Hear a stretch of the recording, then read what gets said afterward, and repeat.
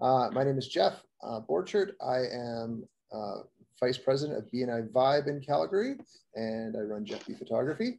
And today we're going to be attending Paul's session on attracting and developing great members for your team. Paul's been married for over 37 years, has 3 adult children. All of his kids live on the West Coast, and he thinks they must like rain a lot.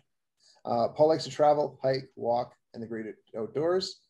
3 years ago, in June, Paul and his wife took a vacation in Colorado, and now Facebook reminders have been made them both itching to start traveling again. Paul's been in business over 34 years. Over that time, he's learned that listening to customers and solving the problems they tell him about is what kept him in business. Paul enjoys taming technology monsters that can be so intimidating for his clients. You can take it away, Paul. Super, thanks, Jeff. I think I need to also share my screen, don't I? All right, yeah, you're all little people now in the corner. That must mean I'm sharing. All right. So that's me. I'll talk a little bit about that later. This is a little bit about all the stuff I've done. I've got a BA from Queens in Ontario. I studied Russian when it was the Soviet Union. I had to take a Carnegie course, and that changed my life. I had to do a lot of training to learn how to do this computer stuff. And I've been in business for 30 years, which apparently is an accomplishment. And I'm still married. That's more of an accomplishment. All right. So first question, and I don't know if I can see the chat, but why are you here? What are you hoping to get out of this? And I can't see the chat, so maybe Jeff, if you can read out a thing or two people are saying. Will do. So far, everyone's been quiet. So okay, you are allowed to chat. Oh, so here Brenda says I'm in the process of launching a new chapter, so she needs tips and hints. Awesome. Hopefully that'll help. And why am I here? Well, I've been around this block a few times, and I've messed up in business more ways than you can imagine. And I'm hoping to help you avoid a few of those mistakes. And kind of the slogan at my business is success never fits in a box. And I think your thinking should never fit in a box as well. So let's start with where you learned everything about employees. So you had a first job. I don't know what it was. In my case, it was babysitting. I went for the potato chips. Later, I had a job at Canadian Tire. They paid me $1.90 an hour. I was almost in heaven. After high school, I got a job working for an employment service. And eventually I got myself into business. What was your motivation to work when you were the very first, at your very first job? What did it feel like? That's a good one. I never had a lot of pocket money, so that's exactly why I started. So what happened after that first job, which really often forms our idea for the rest of our life about what work is like as an employee?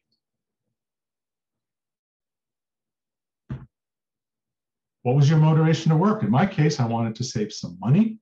I wanted to go to university, and I was really stubborn. I was going to pay for it, and so on. Later, as a professional, what was my motivation to work? Well, I was proud of what I had learned. I wanted to move forward. And today, what's your motivation with what you do? Money clearly is going to be one, but is there anything else? And in all of this, I'm looking at it from the perspective of being an employer, an employee, a team lead, a manager, a leader. And I think career development or personal development never stops. So Brenda says having a purpose, and Janice says, I want to be in control of building the life I want to live. That's really important. And I'm going to just throw this question out. Do you wonder if your staff have that very same goal in mind, that they want to be in charge of what's going on? So, work experiences, what did you learn about yourself and your bosses in those jobs? And so I'm going to talk a little bit about myself. I had pretty good experiences as a teenager. First, I worked at Canadian Tire. There was a team of young people. We actually had a blast. Later, when I was in university, I worked for GM. I grew up not far from Oshawa, and I actually didn't have to work on the line. So I made lots of money. And when we weren't working, we partied. And when we didn't party, we worked. That's what happens when you're young. Then, over Christmas one year when I was going to university, I got a 2-week job to work for a car auction. That's exactly what it sounds like.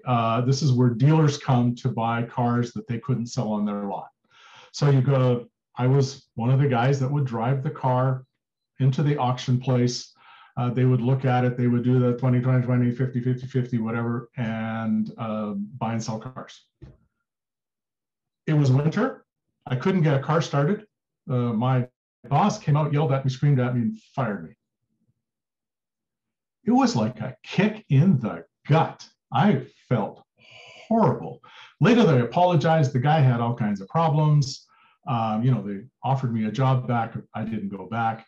And it took a long time for me to go get over that. Have any of you had experiences that have seemed unfair? Did it motivate you, or did it discourage you? Any thoughts? Yeah, it certainly would be incredibly discouraging.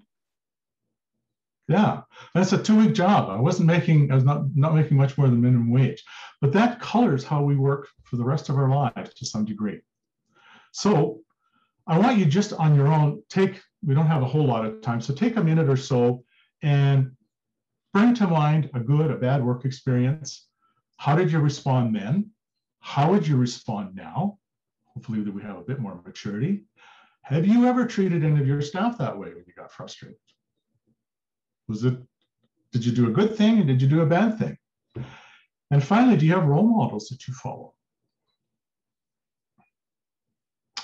And you can decide that treating staff the way you were treated toughens them up, maybe. In my case, when I started my business, we grew quite quickly with 5, 6 employees. My employees were always interrupting me. So I had my assistant shield me from them.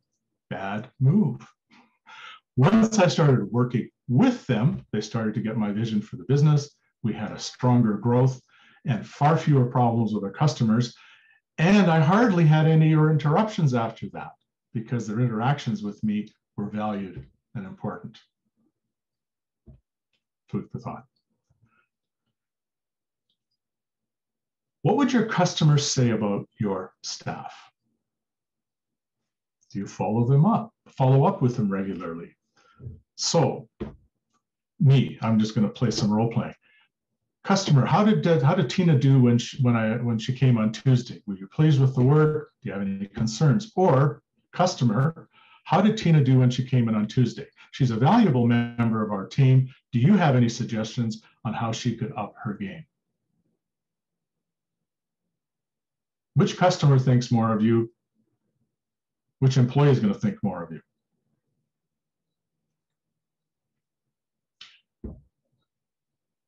Who knows the most about you and your management team? It's often your staff, your employees. Do you have regular meetings with them? Do you put yourself in their shoes to understand how you could help them do their jobs better? Courses, training, role play. Have any of you used role play to teach your staff how to deal with difficult customers or situations? Have you been the employee and let the employee be the customer? I'll tell you, when I started doing that, did I ever learn a lot?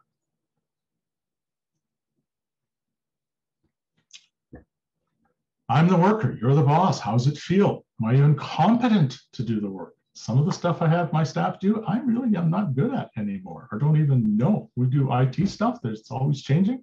I manage. Does that give me insight into the challenges my staff change? Is there something I can do to help them do their jobs better?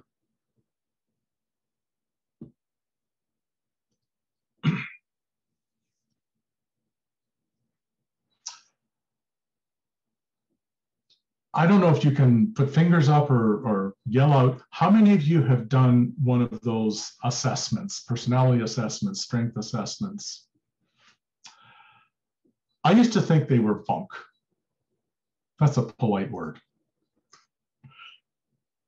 But after I did them and had my staff do them and then shared the results, I started to learn how to interact with people that didn't think the way I did. That doesn't mean that they're smarter or dumber. It just means that they think differently. And so now, true story time.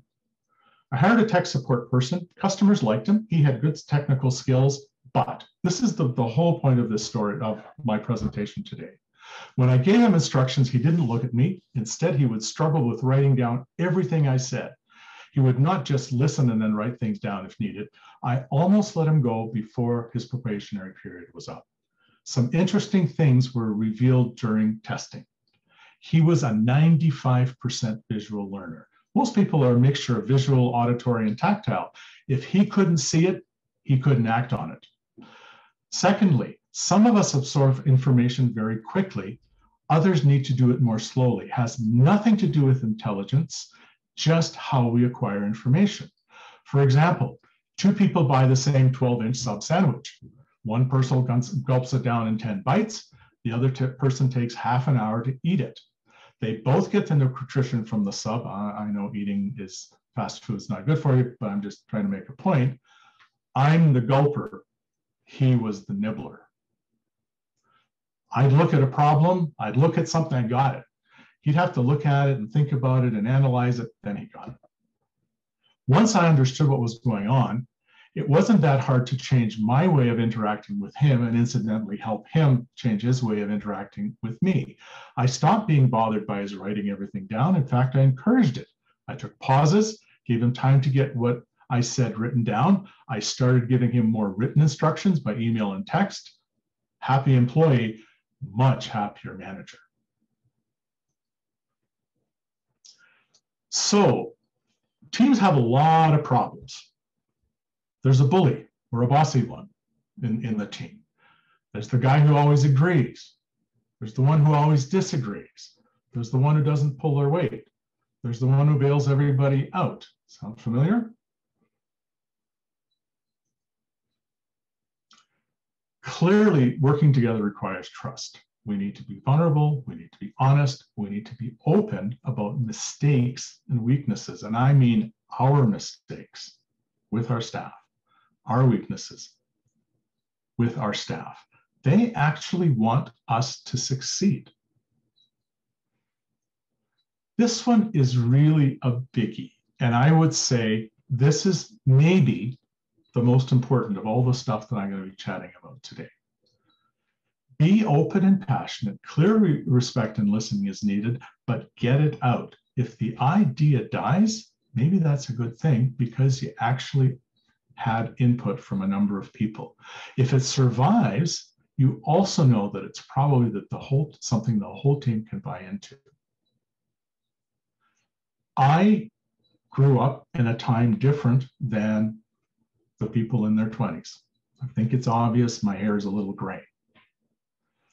The way I think about things is not the way they think about things. And when I ask them, they'll say stuff and I go, really? But when I implement their ideas, we get results. I wasn't open to that. I would be, well, I'll say it, a dinosaur. And I think that's, one way of looking at this. Everyone has a role to play in helping us do better in our business. And our staff really know a lot more than we do at times because they're in the front lines. Third thing in team building, this is where the rubber hits the road. The team has to make it happen. So once you've made some decisions, and plans of action. Well, for crying out loud, do it.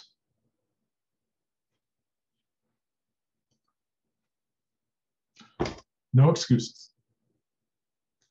When I ask my staff to hold me to account, to hold my feet to the flame, it's not comfortable, but we get results. And the amazing thing is they know I have no problem holding their feet to the fire. And when we are mutually doing that, we're doing exactly the kind of things we're asked to do in BNI to hold each other mutually accountable, right? That's why we have the metrics. This is exactly the same thing. Hold everyone in your team accountable, including yourself. The team helps and encourages everyone to hold each other to account. So when you focus on achievement, when you don't hold up the stuff that didn't work, there's always stuff that doesn't work. That knows you shouldn't go. That means you know you shouldn't go there. Then you're going to have staff, you're going to have employees that know this team, this company works for results. Stuff happens. People like to be attached to things that happen. That is one of the ways that you can develop and obviously keep great members in your team. And you have to, this is, I think, a role for a manager all the time, is to minimize the stuff where I'm so special. Now, the female word is diva. I'm not sure what the male word is it buff? But you always have those people that are always looking for, I'm so much better than everyone else. We're part of a team. You gotta remember that. And we have, sometimes you need to take people down a notch. You have to do it tactfully so that everyone in the team understands they're valued. Just because you're not the loudest person doesn't mean you're just as important as the next person. And avoid distractions. And that's, again, the divas, the buff guys, their distractions. Now, this is a really scary one, but I actually have a conversation with each person and say, I want to see you working in ways you haven't before. And if you make a mistake, it's okay. There is a little caveat. Don't sink the company. So, but if you have a choice of pink or blue, or slightly bigger or slightly smaller, and you think something should work a little differently, go for it. If it doesn't work out, if I have to go in and smooth things with the client, I will. Maybe you, as a growth thing, I can help you work out how to go in with the client and smooth things over.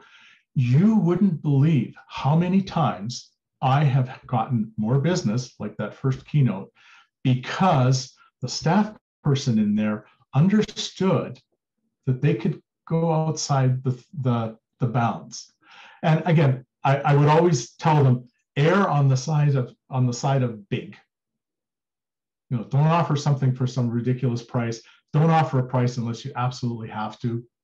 Say, you know, you've got to have it approved. And we've gotten more money, we've gotten more sales because they were right there and they could see things going on that they knew they had the flexibility and they knew they could try. And they knew if they messed it up, for the most part, it would be okay.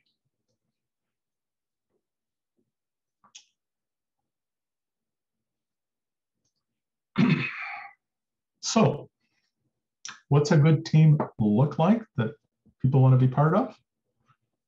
It's open and honest. You admit mistakes. And that helps your team members develop more great team members. And that's ultimately what you want to do, is you want your team to attract and develop more great people. Another takeaway or another very quick personal story about mistakes.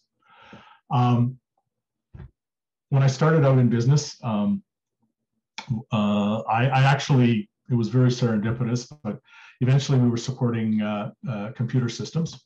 I went into a fairly large company. They're still in business. It's a mining operation in BC. Was working on some files. They were spreadsheets. And instead of copying them with a DOS command, I deleted them all. Every last one of them. I was in somebody's office. The door was closed. I'm not going to say I cried, but it was close. I sat there, and once I got over it, was pretty much the same as the kick in the gut I had when I was fired. What do I do? And I kind of took stock of things. They were probably a week's worth of data entry for 2 people. I could hire those people. I could afford it. I could this, I could that. I kind of took a couple deep breaths, walked out of there, walked into the general manager's office, said, I need to close the door. I just screwed up. This is what I did. His name was Mike, and the most amazing thing happened. He leaned back in his chair, put his arms behind, and said, you're human. You make mistakes. We've got backups. And they gave me twice as much business after that. Now, I'm not saying this is going to happen every single time and that you should, screw up something for a customer to see if they have backups. But the point is being honest and vulnerable with them, not hiding, not trying to weasel out of something, was the best thing I could have done in that situation. It ended up costing me nothing but my pride. And ever since then, I've lived by that rule. Like, I've tried to live with integrity, but ever since then, as soon as something goes wrong, I own it. Whether it's 100% my fault or not, I own it. So, some resources. There's a blog here. Maybe you want to take a screenshot that talks about personality assessment tests if you're interested in that. A couple of books that I read through to prepare this presentation. One is Who's in Your Room? Basically, it's talking about what's going on in your head. It's a really good one. And what baggage we carry around. 5 dysfunctions of a team. That's kind of the team stuff we talked about here. Getting naked. And I'm not going to stand up and show you whether I am or not on the other half. But that's being honest and vulnerable. And one that really did start changing my life when I first started working, I was a little bit of a know-it-all. I had a degree. I was pretty smart. I just got out of university. And my boss sent me on the course, and it changed my life. And again, I'm not talking religion here. I'm just talking about how I think about things and how I approach problems and so on. I see that I'm reading my slides ahead of time. There you go. I just messed up. I'd like to say that was on purpose, but it really wasn't.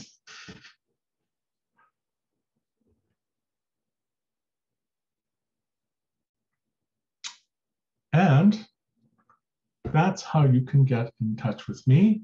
And we have about a minute and a half. If there are any questions, you can put them in the chat, and hopefully Jeff can read them to me. And if you don't, you can just unmute yourself if you want to talk right now. Yeah, awesome. And we actually have 6 minutes left. No way. Well, I thought on the other course they stopped at the 25-minute mark. Oh. I thought no. If there's 5 minutes, there's buffer between sessions, so we're fine. Okay. So yeah, any questions, comments? I talked a lot faster than I normally would have.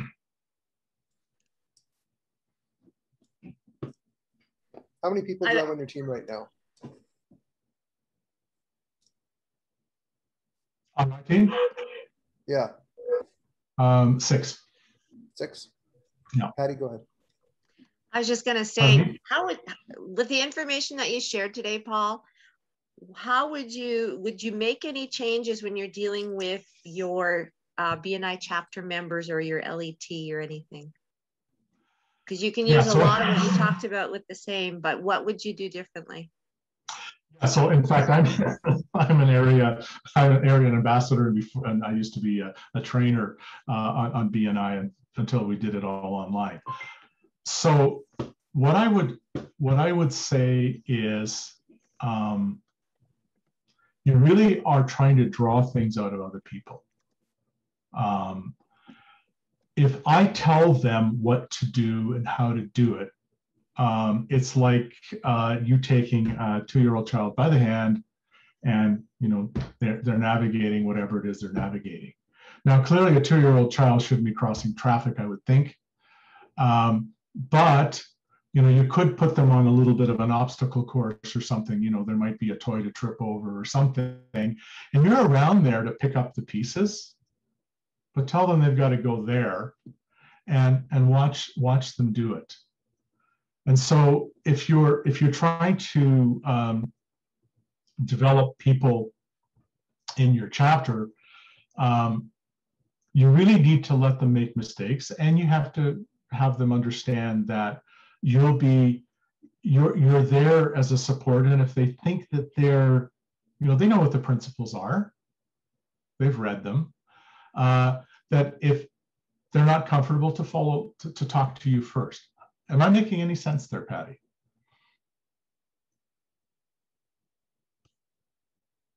How do you get people to follow the rules? Janice is smiling. That's a tough one. And so I've been in chapters where you have the,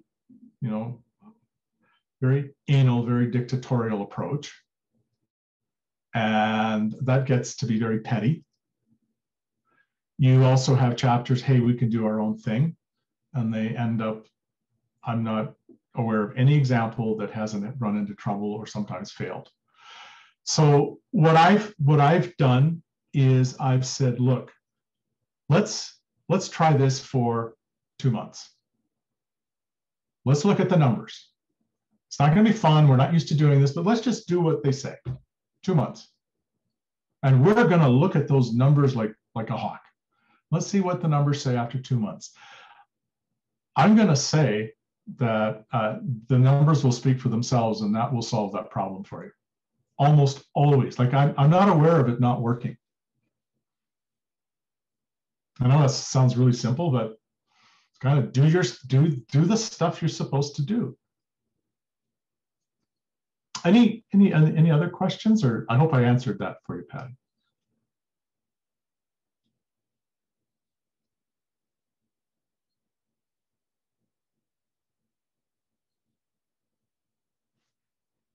I will go back one slide if anybody didn't get the books or resources, because I do really think they're valuable.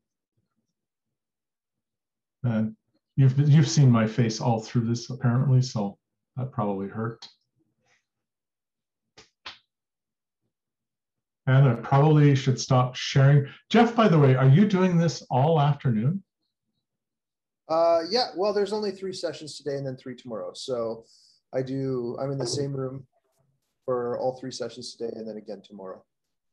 Well, I would ask everyone to come off mute and let's give Jeff some encouragement. Way to go, Jeff. Oh, well, thank you. And we have Marcel in doing interpretation. So Marcel, I don't see you, so thank you as well. he's in an interpreter breakout room, so it's pretty neat. Oh, awesome. C'est très bon. Yeah. Merci beaucoup. All right, well, I'm going to stop sharing. Thank you, everyone. Bye now.